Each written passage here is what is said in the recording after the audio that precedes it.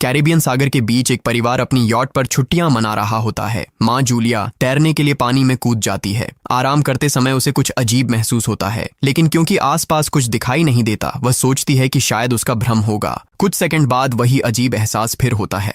इस बार भी कुछ नजर नहीं आता, लेकिन अब वह घबरा जाती है और यॉट की तरफ तैरना शुरू करती है। तभी अचानक कोई उसकी टांग खींचने लगता है और वह मदद के लिए जोर जोर से चिल्लाने लगती है। उसकी बेटी कैसी हेडफोन लगाकर म्यूजिक सुन रही होती है, इसलिए उसे कुछ सुनाई नहीं देता। पति टॉम और बेटा बेन मछली पकड़ने में व्यस्त होते हैं। जूलिया पानी के ऊपर टिकने की कोशिश करती है, लेकिन मुंह में पानी जाने की वजह से चिल्लाना मुश्किल हो जाता है। थोड़ी देर बाद टॉम को एहसास होता है कि काफी देर से उसने जूलिया को नहीं देखा। वह यॉट पर उसे ढूंढता है और फिर अपनी पत्नी को खतरे में देख लेता है। वह बच्चों को बुलाता है, यॉट को उस तरफ ले जाता है और पानी में कूद जाता है। जल्दी से जूलिया तक पहुंचकर उसे संभालता है और यॉट की ओर तैरता है। बच्चे दोनों को ऊपर खींच लेते हैं। परिवार जूलिया को संभालता है, लेकिन जूलिया खुद को समझाती है कि शायद लहरों की वजह से ऐसा हुआ होगा। रात को सब मिलकर बेन का जन्मदिन मनाते हैं। कैसी को उसके बॉयफ्रेंड का कॉल आता है, तो वह लैपटॉप लेकर बाहर चली जाती है। वीडियो कॉल में उसका बॉयफ्रेंड दिखाता है कि शहर के ऊपर बड़े बड़े काले बादल छा गए हैं। कॉल ग्लिच होकर फ्रीज हो जाती है। कैसी यह बात परिवार को बताने आती है, लेकिन टॉम कहता है कि शायद जमीन से दूर होने की वजह से सिग्नल कमजोर है। तभी सबको एक आवाज सुनाई देती है। वे सब बाहर जाते हैं और देखते हैं कि व्हेल मछलियों का एक समूह गुजर रहा है। टॉम समझाता है कि व्हेल मछलियां हमेशा पृथ्वी के मैग्नेटिक फील्ड को फॉलो करती हैं, लेकिन जब तूफान आता है तो वे कंफ्यूज हो जाती हैं। अचानक यॉट जोर से हिलती है और बेन गिर जाता है। टॉम को चिंता होती है कि कहीं यॉट को नुकसान तो नहीं पहुंचा, इसलिए वह डाइव करके नीचे चेक करने चला जाता है। कुछ देर बाद वह सतह पर वापस आता है, लेकिन उसके कंधे पर एक बड़ा घाव होता है। जूलिया तुरंत उसका जख्म सीती है। टॉम बताता है कि पानी के अंदर उसे ऐसा लगा जैसे उसके पीछे कोई बहुत बड़ा जीव था, लेकिन जब उसने मुड़कर देखा तो प्रोपेलर से कट लग गया। वह कहता है कि जो भी चीज थी बहुत बड़ी थी। टॉम को यॉट पर काफी नुकसान दिखाई देता है, इसलिए उन्हें मदद बुलानी पड़ती है।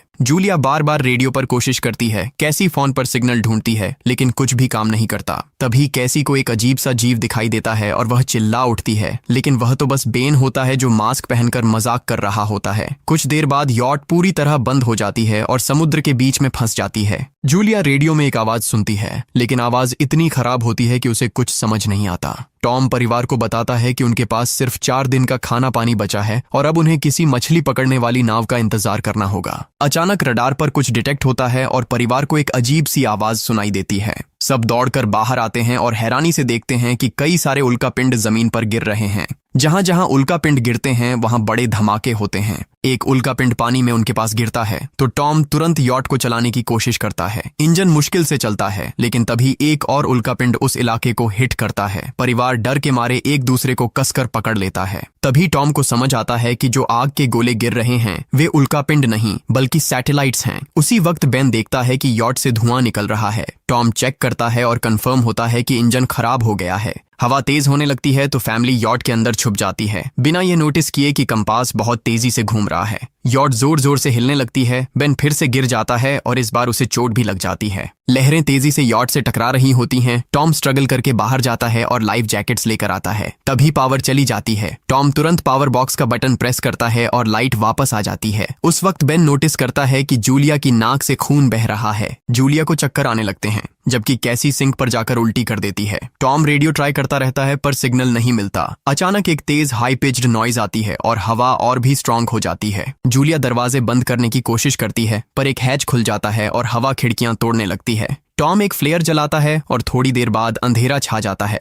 अगली सुबह फैमिली शॉक में उठती है कि वो स्टॉर्म से बच गए हैं, लेकिन यॉट आधी तबाह हो गई होती है। जब वो बाहर आते हैं तो देखते हैं कि समुद्र का पानी गायब हो गया है और यॉट अब जमीन पर अटकी है। सब ये देखकर शॉक में आ जाते हैं। कैसी सिग्नल चेक करती है पर नेटवर्क बिल्कुल डाउन होता है। बेन 2 मरे हुए केकड़ों से खेलने लगता है। टॉम कंपास चेक करता है और देखता है कि वो उल्टा हो गया है। ये आखिरी बार 7 लाख साल पहले हुआ था। कैसी को लगता है कि उसका बॉयफ्रेंड मर गया होगा और वो टूट जाती है। जब जूलिया उसे समझाने आती है तो कैसी उसे दूर कर देती है और छुपने चली जाती है। जूलिया और टॉम बची हुई सप्लाईज देखते हैं। बेन अपने बर्थडे बलून्स एक पत्थर से बांध देता है ताकि शायद कोई बचा हुआ सर्वाइवर देख ले। टॉम फिर रेडियो ट्राई करता है और इस बार एक आदमी से कनेक्शन हो जाता है। उसका नाम नाव होता है और वो एक सबमरीन का कैप्टन होता है। उसकी सबमरीन भी लैंड पर अटक गई है। वो कंफर्म करता है कि मैग्नेटिक पोल्स रिवर्स हो गए हैं, इसलिए ओशन पीछे हट गया है और जमीन डूब गई है। वो कहता है कि उसने अभी तक और सर्वाइवर्स नहीं देखे और कम्युनिकेशन सिस्टम सिस्टम्स बिल्कुल डाउन हो गए हैं। वो मजीद ये भी कहता है कि पोल्स फिर रिवर्स होंगे और शायद एक हफ्ते में समुंदर वापस आ जाएगा।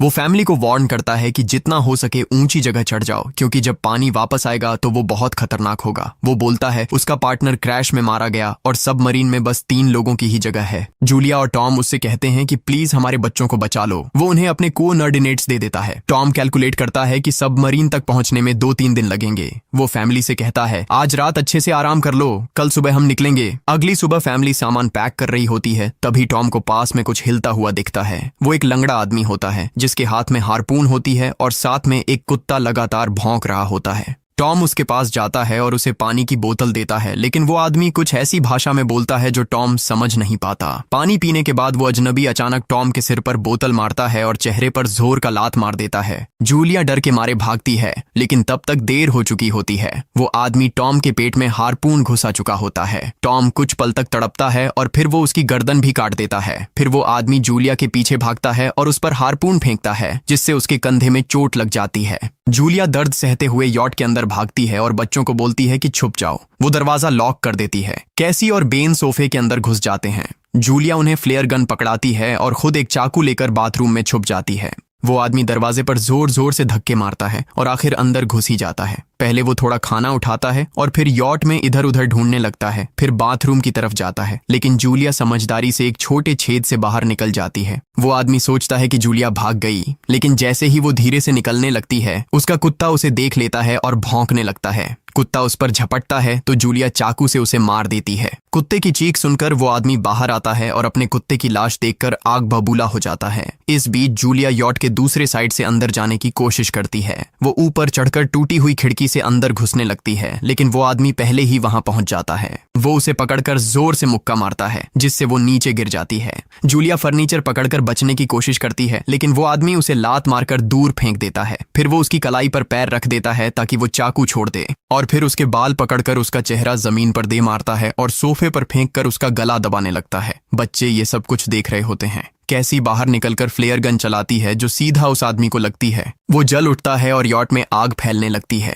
बच्चे तुरंत भाग जाते हैं, लेकिन जूलिया वापस आती है। वो उसे एक किक मारकर गिराती है, मैप और बैग उठाती है और वहां से भाग जाती है। बेन और कैसी अपने पापा के पास जाकर रोने लगते हैं। जूलिया भी उनके साथ बैठ जाती है और तीनों मिलकर आंसुओं के साथ टॉम को आखिरी अलविदा कहते हैं। तभी वो डरावना आदमी फिर यॉट से बाहर निकल आता है तो फैमिली फिर से भागने लगती है। कुछ ही देर में यॉट एक बड़े धमाके के साथ उड़ जाती है। थोड़ी दूर चलने के बाद वो लोग एक छोटे से झरने के पास रुकते हैं ताकि थोड़ा आराम कर सकें। कैसी सोचती है कि शायद वो पागल आदमी उनके पास गुब्बारे देखकर आया था। ये सुनकर बेन खुद को कसूरवार मानने लगता है। जूलिया उसे समझाती है कि इसमें उसकी कोई गलती नहीं थी और सबको आगे बढ़ने को कहती है, क्योंकि वो आदमी अभी भी उनके पीछे है। रास्ते में एक छोटे तालाब के पास बेन एक मरी हुई हैमरहेड शार्क देखकर हैरान रह जाता है। तभी जूलिया नोटिस करती है कि वो आदमी फिर उनके करीब पहुंचने वाला है। सब लोग दौड़ पड़ते हैं और एक रेत के टीले से नीचे गिर जाते हैं, जहां उन्हें जहरीला कचरा दिखाई देता है। फैमिली सावधानी से उसे पार करती है और लगता है कि उन्होंने उस आदमी से पीछा छुड़ा लिया है। चलते चलते उन्हें बड़े बड़े मरे हुए सी एनिमल्स और समुंदर के नीचे जमा हुआ सारा प्लास्टिक दिखने लगता है। बेन धीरे धीरे चलने लगता है तो जूलिया समझ जाती है कि वो डिहाइड्रेशन के करीब है। वो सबको रुकने को कहती है। जब वो पानी की बोतल देखती है तो उसे झटका लगता है। बोतल में पानी लगभग खत्म हो चुका होता है। कैसी को एहसास होता है कि शायद उसने बोतल ठीक से बंद नहीं की थी। जूलिया गुस्से में चिल्लाती है कि उसकी लापरवाही की वजह से पानी खत्म हो गया। कैसी जवाब देती है, क्या फर्क पड़ता है, वैसे भी हम बचने वाले नहीं हैं। दोनों के बीच लंबी बहस होती है, फिर भी फैमिली आगे चलती रहती है। कुछ देर बाद उन्हें एक क्रैश हुआ प्लेन मिलता है। अंदर कुछ हिलता डुलता देख सब डर जाते हैं, लेकिन वो सिर्फ कुछ पक्षी होते हैं। फैमिली तय करती है कि रात यहीं प्लेन के अंदर गुजारेंगे। वो थोड़ा सा स्नैक शेयर करते हैं और जूलिया को टॉम की जैकेट में एक फैमिली फोटो मिलती है, जिसे देखकर उसका दिल टूट जाता है। कैसी पूछती है, मॉम आप और डैड की लव स्टोरी क्या थी? जूलिया मुस्कुराकर बताती है, टॉम हॉस्पिटल में मेरा पेशेंट था। फिर एक दिन उसने फूल और एक प्यारी सी कविता देकर अपना प्यार जताया था। रात के बीच में कैसी प्लेन से बाहर जाती है। तभी वो डरावना आदमी उसे पीछे से पकड़ने की कोशिश करता है, लेकिन जूलिया अचानक पीछे से उस पर टूट पड़ती है और बार बार चाकू से वार करके उसे मार देती है। कैसी अपनी माँ को गले लगाकर शांत करती है। अगली सुबह उस आदमी की लाश पर कीड़े गुंड पड़े होते हैं। फैमिली नोटिस करती है कि उसके शरीर पर कई काटने के निशान हैं, मतलब इस एरिया में कोई खतरनाक जीव छिपा हुआ है। जैसे ही वो लोग वहां से निकलते हैं, केकड़े उसके मुंह से बाहर निकल आते हैं। कुछ घंटों बाद जूलिया और कैसी मैप देख रही होती हैं, लेकिन बेन धीरे से आगे निकल जाता है। जूलिया चिल्लाती है, रुक जाओ, लेकिन बेन एक तालाब में झुककर पानी पीने लगता है। जूलिया तुरंत उसे खींचकर बाहर निकालती है और समझाती है कि अनजान पानी उसे बीमार कर सकता है। धूप बहुत तेज हो जाती है तो फैमिली अपने सिर कपड़ों से ढक लेती है। बेन को चक्कर आने लगते हैं। तभी उन्हें कुछ पुराने कुर्सियां मिलती हैं और जूलिया कैसी उनसे एक टेम्पररी शेल्टर बना लेती हैं। जूलिया बेन को इंजेक्शन लगाती है और तय करती है कि वो रात वहीं बिताएंगे। सुबह जूलिया एक अजीब सी आवाज सुनकर उठती है। बाहर जाकर देखती है तो क्रैब्स का एक बड़ा झुंड उनकी तरफ आ रहा होता है। वो तुरंत बच्चों को उठाती है और तीनों भागना शुरू कर देते हैं। भागते भागते उन्हें एक बड़ा कार्गो शिप दिखाई देता है। वहां 3 क्रू मेंबर्स जिंदा होते हैं। एक औरत उनकी मदद करना चाहती है, लेकिन बाकी 2 आदमी मना कर देते हैं और तीनों फैमिली को बाहर छोड़कर कंटेनर लॉक कर लेते हैं। क्रैब्स पास आ जाते हैं। जूलिया बच्चों को कंटेनर के ऊपर चढ़ाती है। खुद जब चढ़ने लगती है तो क्रैब्स उसके पैर को जोर से काट लेते हैं। बच्चे उसे खींचकर ऊपर चढ़ाते हैं, नहीं तो वो नीचे गिर जाती। कंटेनर के एक छेद से आधे क्रैब्स अंदर घुस जाते हैं। क्रू मेंबर्स फायरिंग शुरू करते हैं, लेकिन क्रैब्स उन पर हावी हो जाते हैं और दोनों को मार डालते हैं। आखिरी आदमी छत के होल तक पहुंचता है, लेकिन क्रैब्स उसे भी नीचे खींच लेते हैं और वो भी मर जाता है।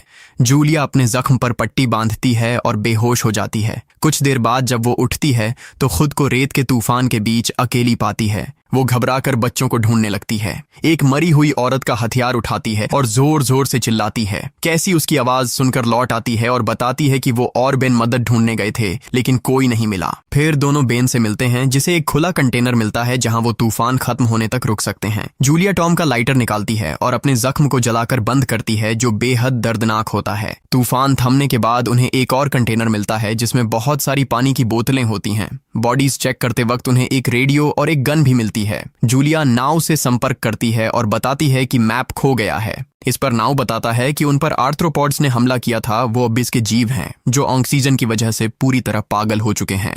अब नाव फैमिली को जल्दी करने को बोलता है, क्योंकि उसके इंस्ट्रूमेंट्स ने कैलकुलेट किया है कि समुद्र उम्मीद से ज्यादा जल्दी वापस आएगा और उनके पास सिर्फ कुछ घंटे बचे हैं। वो एक फ्लेयर शूट करता है और फैमिली उस दिशा में चलना शुरू करती है। लंबी वॉक के बाद फैमिली को एक टूटा हुआ टॉयलेट मिलता है जिसमें बेन पेशाब करता है। अब वो लोग आखिरकार सबमरीन को पास ही देख लेते हैं, लेकिन वहां पहुंचने के लिए उन्हें एक बड़ा चट्टानी रास्ता पार करना होगा। जैसे ही वो रास्ते से गुजरते हैं, दीवारें हिलने लगती हैं और पत्थर गिरने लगते हैं, जिससे एक भयानक रॉक स्लाइड हो जाता है। जूलिया तुरंत अपने बच्चों को साइड में धक्का देती है और खुद भी पीछे हट जाती है ताकि कुचली न जाए। अब एक पत्थर की दीवार उनके बीच आ गई है। जूलिया बच्चों से कहती है कि वो बिना उसके आगे बढ़ जाए, लेकिन कैसी मना करती है और जोर देती है कि उसकी माँ को चढ़ने की कोशिश करनी चाहिए। बहुत बहस होती है और चिल्लाने के बाद जूलिया वादा करती है कि वो बाद में अपने बच्चों को ढूंढ लेगी। मजबूर होकर कैसी अपने भाई को खींचकर आगे ले जाती है। बच्चे चट्टानी रास्ता चढ़कर सबमरीन की तरफ भागते हैं, लेकिन वहां पहुंचकर देखते हैं कि नाव बाहर खून में लथपथ पड़ा है। वो समझाता है कि उसके लिए सब खत्म हो गया है और अब बच्चे सबमरीन ले सकते हैं। ये सोचकर कि एक एक्स्ट्रा जगह होगी, कैसी वापस अपनी माँ को ढूंढने भागती है। तभी जूलिया केकड़ों को आता देखती है और वो फायरिंग शुरू कर देती है। कुछ केकड़ों को वो मार देती है, लेकिन झुंड बहुत बड़ा होता है और सबसे लड़ना मुश्किल हो जाता है। उसी वक्त कैसी दीवार के ऊपर दिखाई देती है और हाथ आगे बढ़ाती है तो जूलिया अपने घायल पैर के बावजूद तेजी से चढ़ना शुरू करती है। कैसी की मदद से वो दूसरी तरफ पहुंच जाती है और दोनों साथ में सबमरीन की तरफ भागते हैं। बेन पहले से ही ऊपर खड़ा होता है और फायर खोल देता है ताकि केकड़े डिस्टर्ब रहें जब तक फैमिली ऊपर चढ़ जाए। केकड़े नाव के शरीर तक पहुंचते ही तुरंत उसे खाने लग जाते हैं। जूलिया गन उठाती है और फायरिंग जारी रखती है जब तक बच्चे अंदर चले जाएं। जब वो सुरक्षित हो जाते हैं, जूलिया समझती है कि गोलियां खत्म हो गई हैं, तो वो गन केकड़ों पर फेंक देती है और अपने बच्चों के साथ अंदर चली जाती है। फैमिली हैच को अच्छे से लॉक करती है और खिड़की से केकड़ों को सबमरीन के चारों तरफ देखती है। इसी वक्त समुद्र वापस आ जाता है तो तीनों तुरंत अपनी सीटों पर बैठकर बेल्ट पहन लेते हैं और एक दूसरे का हाथ पकड़ लेते हैं।